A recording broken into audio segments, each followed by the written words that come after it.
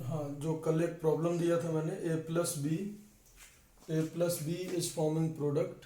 ये second order reaction था, A और बी के रिस्पेक्ट में दोनों का ऑर्डर क्या था, 1 1।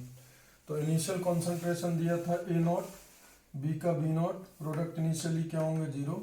T is equal to T पर एक्स डिकम्पोज हुआ तो A minus X, B minus X and this will form X.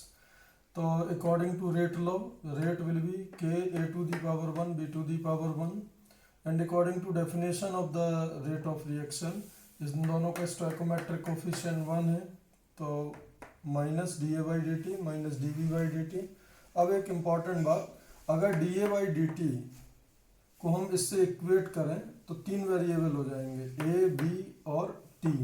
तो इसको फिर हम इंटीग्रेट अभी नहीं कर सकते हैं। अगर मैं minus d v by D t को इससे इक्वेट करूंगा तब भी वही प्रॉब्लम होगा, ए बी और टी।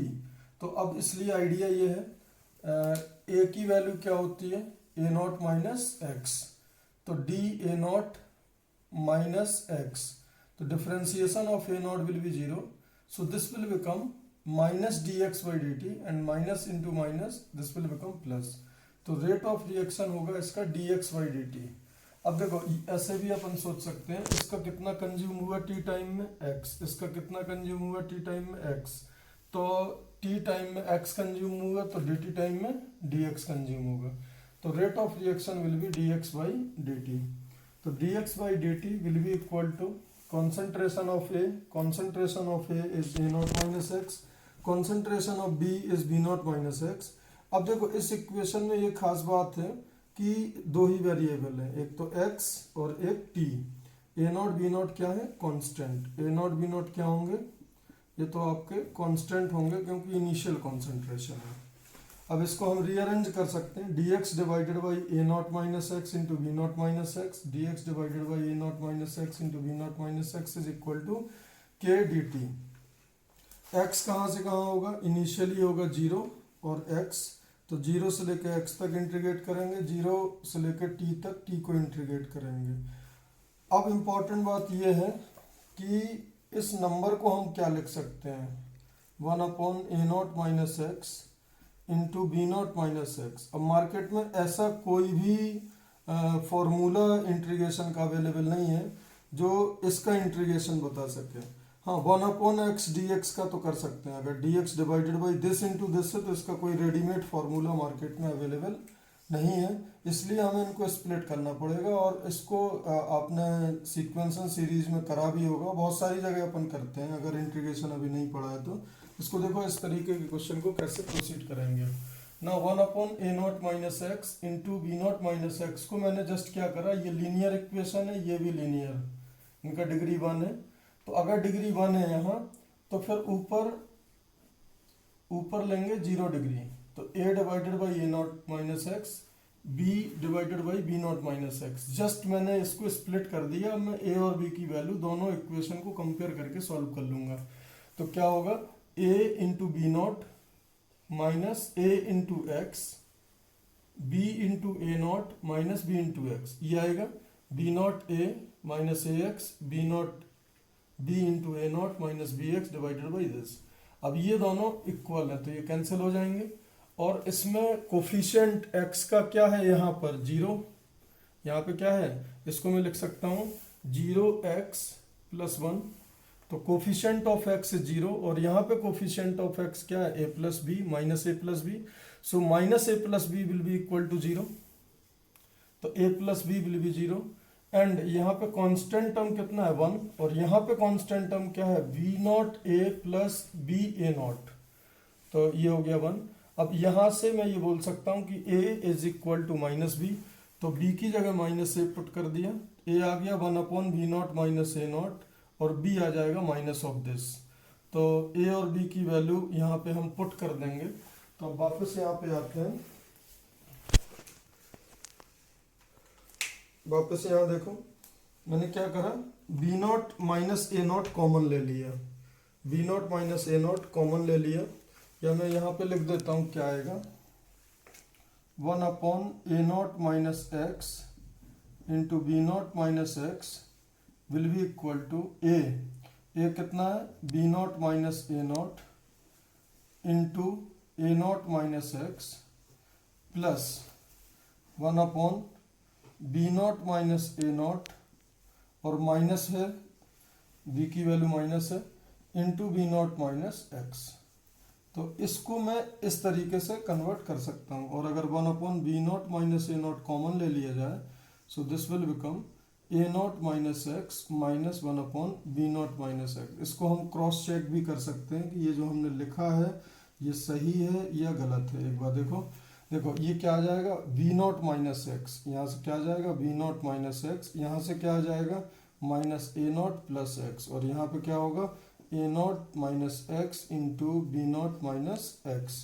देखो एक्स से एक्स कैंसिल हो गया, और यहाँ पे क्या है 1 अपॉन बी नॉट माइनस ए नॉट, तो बी नॉट माइनस ए नॉट ये कैंसिल हो गया और ये इक्वेट हो जाएगा। होपफुली ये आपको समझ आ गया होगा। ये बहुत इजी है, आपको A divided by first linear equation plus B divided by second linear equation में ब्रेक कर लो, और ए और बी की वैल्यू कैलकुलेट करके उसको पुट कर दो। तो मैंने दोनों की वैल्यू पुट कर दी। ए का वैल्यू क्या है 1 अपॉन बी नॉट माइनस ए नॉट, और बी की वैल्यू क्या है 1 upon minus b naught a naught, और dx divided by A naught minus x dx divided by, ये सबसे इंपॉर्टेंट टर्म है, ये आपको समझ आ गया होगा। खुद इसको लिख के एक बार प्रैक्टिस करना, तो ये सारी बातें आपको समझ आ जाएंगी। अब इसमें हम आगे देख सकते हैं, इसकी जरूरत अभी हमें नहीं है।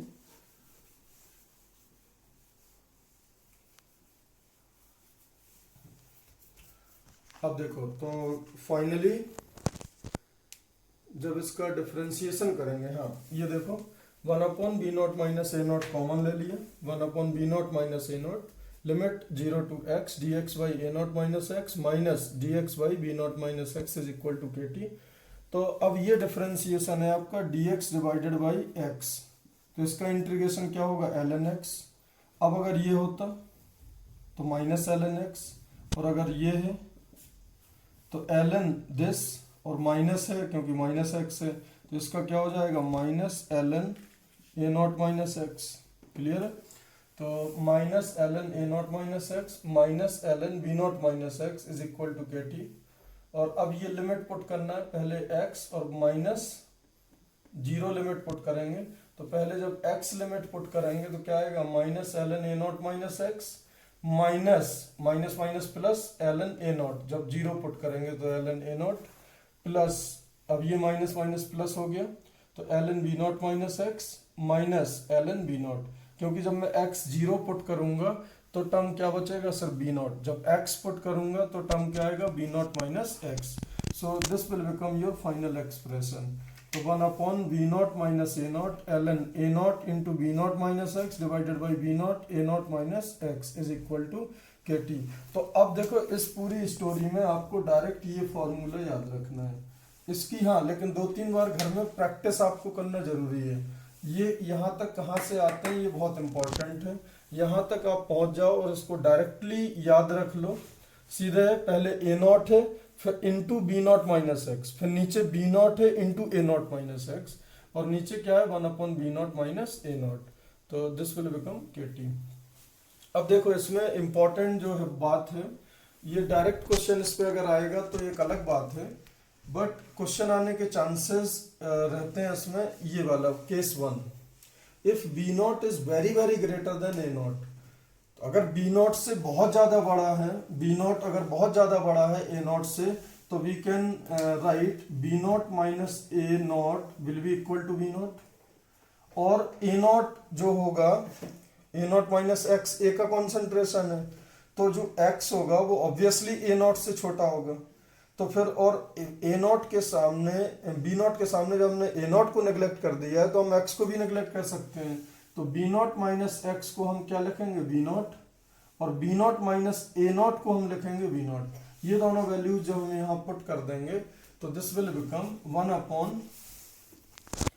अपॉन बी नॉट माइनस ए नॉट को क्या लिखा b naught ln a naught into v naught divided by v naught into A naught minus x, then v naught क्या हो जाएगा, cancel, this will become equal to kt. So this expression will be 1 upon v naught ln a naught divided by a naught minus x is equal to kt. अब बेटा यहाँ ध्यान से देखो, अब इसका जो एक्सप्रेशन है ये बन गया है कि जब a के लिए फर्स्ट ऑर्डर रिएक्शन हो, जब a का first a is forming product for first order reaction, तो क्या था, kt is equal to ln a naught divided by a naught minus x, या kt is equal to ln a naught minus l n a t. उसी तरीके का देखने में बन गया, तो जो फर्स्ट ऑर्डर तरीके का देखने में बन गया उसको बोलते हैं pseudo first order reaction if one of the product is in large access. अगर B जो है वो बहुत ज्यादा है A से, तो इस तरीके की सारी रिएक्शन होंगी तो सेकेंड ऑर्डर, बट वो देखने में क्या लगेंगी, first order. In reality these are second order reaction, but उनका जो एक्सप्रेशन होगा अगर हम B की कॉन्सेंट्रेशन को कांस्टेंट मान लें, क्योंकि बहुत ज्यादा कॉन्सेंट्रेशन है। आप ऐसे सोचो, अगर मैंने एक समुंदर में थोड़ा सा शुगर डाल दिया है, तो शुगर का जो हाइड्रोलिसिस होगा उसमें समुंदर के पानी के कॉन्सेंट्रेशन का चेंज हम नेग्लिजिबल बोल सकते हैं। तो अगर B बहुत ज्यादा है तो हम ये अज्यूम कर सकते हैं कि उसकी कॉन्सेंट्रेशन में जो कमी आ रहा है वो नेग्लिजिबल है। तो अब अगर हम ये अज्यूम कर लेंगे तभी जाके ये एक्सप्रेशन दिखेगा, तभी जाके this will become pseudo first order reaction. याद रखना, pseudo first order reaction is not first order reaction, it is in reality it is a second order reaction. Pseudo first order reaction is second order reaction, in reality it is not first order reaction. ये बात ध्यान देना, और ये काफी important section है।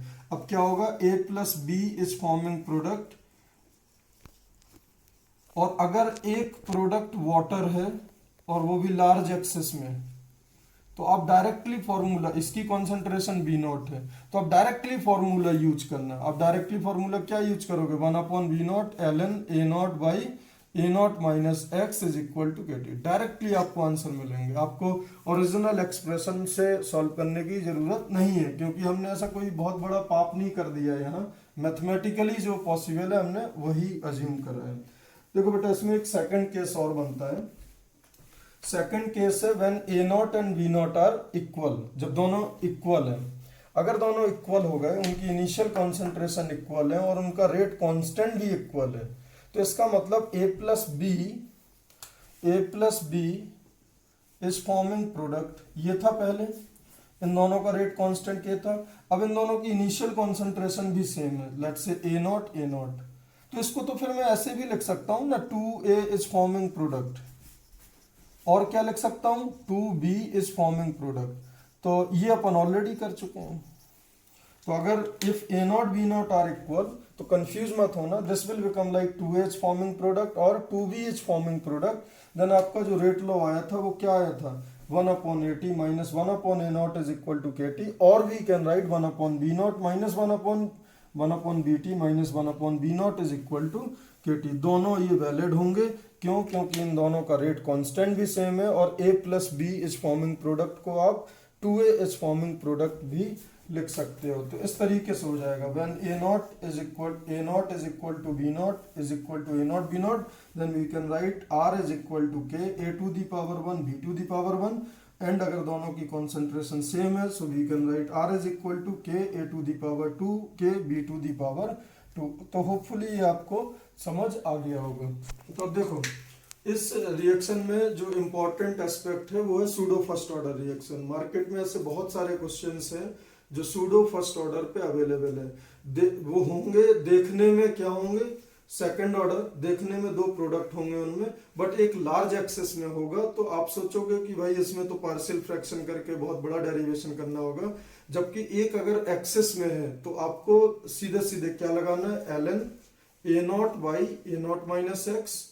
A not क्या है, जो लिमिटेड था, और इसके बाहर 1 अपॉन B नॉट कर दो जो एक्सेस में है, इज इक्वल टू KT। तो डायरेक्टली आपके सिंगल लाइन में ये सब प्रॉब्लम हो जाएंगे। तो इस वीडियो को आप देख लो, कॉपी में नोट कर लो। आज जब हम क्लास में स्टार्ट करेंगे तो इसके आगे हम लोग कंटिन्यू करेंगे। Thank you.